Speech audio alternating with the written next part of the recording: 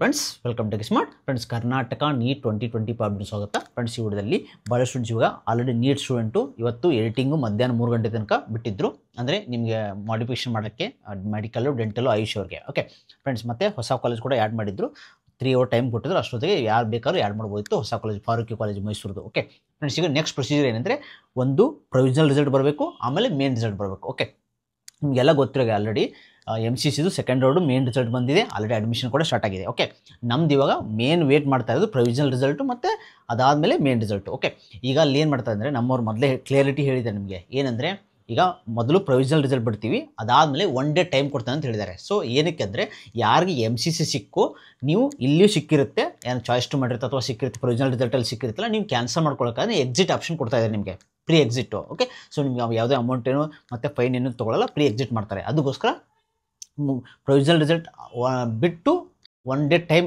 ಆದಮೇಲೆ ನಿಮಗೆ main result ಬಿಡ್ತಾರೆ. ಸೊ ನನ್ನ ಪ್ರಕಾರ ನಿಮಗೆ ನಾಳೆ ಪ್ರೊವಿಷನಲ್ ರಿಸಲ್ಟ್ ಬರುತ್ತೆ, ಇದು ಲಾಸ್ಟ್ ಪ್ರೊವಿಷನಲ್ಲು. ಓಕೆ ಯಾಕಂದರೆ ಭಾಳಷ್ಟು ಪ್ರೊವಿಷನಲ್ ಬಿಟ್ಟೇ ಬಿಡ್ತಾರೆ, ಎರಡು ಇದು 3ನೇ ಪ್ರೊವಿಷನಲ್ ಆಗುತ್ತೆ. ಓಕೆ ಸೊ ಇದು ಪ್ರೊವಿಷನಲ್ ರಿಸಲ್ಟ್ ಬಿಡ್ತಾರೆ ನಾಳೆ. ಬಂದಾದಮೇಲೆ ಯಾರಾದರೂ MCC ಸಿಕ್ಕಿರ್ತಾರೆ ಅವ್ರು ಅಷ್ಟೇ ಕ್ಯಾನ್ಸಲ್ ಮಾಡ್ಕೋಬೋದು, ಇಲ್ಲಿಯವ್ರು ಕ್ಯಾನ್ಸಲ್ ಮಾಡ್ಕೋಕ್ಕಾಗಲ್ಲ. ಮತ್ತು ನೀವು ಕನ್ಫ್ಯೂಸ್ ಮಾಡ್ಕೋಬೇಡಿ, ಈಗ ಯಾರಲ್ಲೇ ವಿದೌಟ್ ಅಲ್ಲಿ MCC ಸಿಕ್ಕಲ್ದೇ ಇಲ್ಲಿ ಕ್ಯಾನ್ಸಲ್ ಮಾಡ್ಕೋಕ್ಕಾಗಲ್ಲ, ಯಾವುದು ಹೋಗುತ್ತೆ ಅದಕ್ಕೆ ಹೋಗಲೇಬೇಕು ನೀವು. ಯಾರಾದರೂ MCC ಸಿಕ್ಕು ನಮ್ಮ ಸ್ಟೇಟಿದ್ದು ಕ್ಯಾನ್ಸಲ್ ಮಾಡ್ಕೋಬೇಕಂದ್ರೆ ನಿಮ್ಗೆ ಆಪ್ಷನ್ ಕೊಟ್ಟಿರ್ತಾರೆ, ಎಕ್ಸಿಟ್ ಆಪ್ಷನು. ಓಕೆ ಇಲ್ಲ ಅಂದರೆ ನಿಮ್ಗೆ ಇಲ್ಲಿ ಸಿಕ್ಕೋರು ಕ್ಯಾನ್ಸಲ್ ಮಾಡೋಕ್ಕೆ ಆಪ್ಷನ್ ಇಲ್ಲ. ಸೊ ಯಾರಾದರೂ ಅಲ್ಲಿ ಸ್ವಲ್ಪ ಜನ ಇರ್ತಾರೆ, ಓಕೆ ಭಾಳಷ್ಟು ಇರಲ್ಲ. MCCಯಲ್ಲೂ ನಂಗೆ ಆಲ್ರೆಡಿ ಅದು ಓಕೆ, ನಾನು ಇಲ್ಲಿ ನಮ್ಗೆ ಇಲ್ಲಿ ಏನು ನಮ್ಮ ಬೇಡ ಅಂತಂದರೆ ಆಲ್ರೆಡಿ ರಿಸಲ್ಟ್ ಕೂಡ ಬಂದಿದೆ, ಆಲ್ರೆಡಿ ಕೆಲವೊಬ್ರು ಎಡಿಟ್ ಕೂಡ ಮಾಡಿರ್ತಾರೆ. ಈಗ ನಂಗೆ ಇಲ್ಲಿ ಯಾವ ಕಾಲೇಜ್ ಬೇಡ ಅಂತ ಡಿಲೀಟ್ ಕೂಡ ಮಾಡಿರ್ತಾರೆ. ಓಕೆ ಯಾಕಂದ್ರೆ ಅದಕ್ಕಿಂತ ಮುಂಚೆನೇ ಬಂದಿದೆ ರಿಸಲ್ಟು, ಇವತ್ತು ಎಡಿಟಿಂಗ್ ಮಧ್ಯಾಹ್ನ ತನಕ ಆಯಿತು, ಮೊನ್ನೆನೇ ಬಂದಿದೆ ರಿಸಲ್ಟ್ ಅದು. ಓಕೆ ಅದಕ್ಕೋಸ್ಕರ ಓಕೆ ನಾಳೆ ನನ್ನ ಪ್ರಕಾರ ಮೋಸ್ಟ್ ಪ್ರಾಬಬ್ಲಿ ನಾಳೆ ನಿಮಗೆ ಪ್ರೊವಿಷನಲ್ ರಿಸಲ್ಟ್ ಬರುತ್ತೆ. ಅದಾದಮೇಲೆ main result most probably Sunday or Monday ಬರುತ್ತೆ. Okay Sunday or Monday main result ಬಂತು, ಅದೇ ಫೈನಲ್ ನಿಮ್ಗೆ ಯಾವ ಸಿಗುತ್ತೆ ಅದಕ್ಕೆ ಹೋಗಲೇಬೇಕು. ಓಕೆ ಸೊ ಪ್ರೊವಿಷನಲ್ ಅಂತೂ ಆಲ್ಮೋಸ್ಟ್ ಸೇಮ್ ಇರುತ್ತೆ, ಏನು ಪ್ರೊವಿಷನ್ ನಾಳೆ ಬರುತ್ತಲ್ಲ ರಿಸಲ್ಟು, ಬರೋ ಚಾನ್ಸಸ್ ಆಲ್ಮೋಸ್ಟ್ ಇದೆ, ನಾಳೆ ಸಂಜೆ ತನಕ ಬರ್ಬೋದು. ಬಂತಂದರೆ ಅದೇ ಫೈನಲ್ ಅಂದ್ಕೊಳ್ಳಿ. ಆಲ್ಮೋಸ್ಟ್ ನಿಮ್ಗೆ ಯಾವ ಸಿಕ್ಕಿರ್ತಲ್ಲ ಚೇಂಜಸ್, ಯಾಕಂದ್ರೆ ಭಾಳ ಸ್ಟೂಡೆಂಟ್ಸ್ MCC ಇಲ್ಲಿ ಕ್ಯಾನ್ಸಲ್ ಮಾಡ್ಕೊಂಡು ವೆರಿ ರೇರ್ ಕೇಸು. ಓಕೆ ಒಂದು 5 to 10% ಅಂದ್ಕೊಳ್ಳಿ ಅಷ್ಟೇ.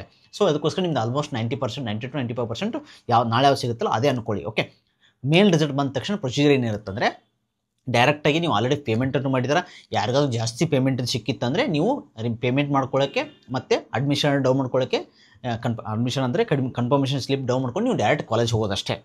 ಅಷ್ಟು ಡಾಕ್ಯುಮೆಂಟ್ಸ್ ತೊಗೊಂಡು ಒರಿಜಿನಲ್ ಡಾಕ್ಯುಮೆಂಟ್ಸು, ಅದೇ ಅನ್ನೆಕ್ಸರ್ ಬಾಂಡ್ ಏನಿದೆ 2 ಬಾಂಡು ಮತ್ತು ರಿಮೈನಿಂಗ್ ಡಾಕ್ಯುಮೆಂಟ್ಸ್ ಎಲ್ಲ ತೊಗೊಂಡು ಡೈರೆಕ್ಟಾಗಿ ಕಾಲೇಜ್ ಹೋಗೋದು. ಓಕೆ ಈ ಪ್ರತಿ ಸತಿ ಏನು ಮಾಡಿದ್ರೆ KE ಸಬ್ಮಿಟ್ ಮಾಡಬೇಕಿತ್ತು ಪ್ರೈವೇಟ್ ಕಾಲೇಜ್ ಸಿಕ್ಕಿದ್ರೆ, ಈಗ ಡೈರೆಕ್ಟಾಗಿ ನೀವು ಪ್ರೈವೇಟ್ ಕಾಲೇಜಸ್ಗೆ ಡೈರೆಕ್ಟಾಗಿ ಹೋಗಿ ಅಲ್ಲೇ ಸಬ್ಮಿಟ್ ಮಾಡ್ಕೊಂಡು ಅಲ್ಲೇ ಅಡ್ಮಿಷನ್ ಕ್ಲಿಯರ್ ಮಾಡ್ಕೋತಾಳೆ. ಓಕೆ ಸೊ ಮೋಸ್ಟ್ ಪ್ರಾಬಬಲ್ ನಿಮಗೆ ನೆಕ್ಸ್ಟ್ ವೀಕಲ್ಲಿ ಮುಗಿದೋಗುತ್ತೆ.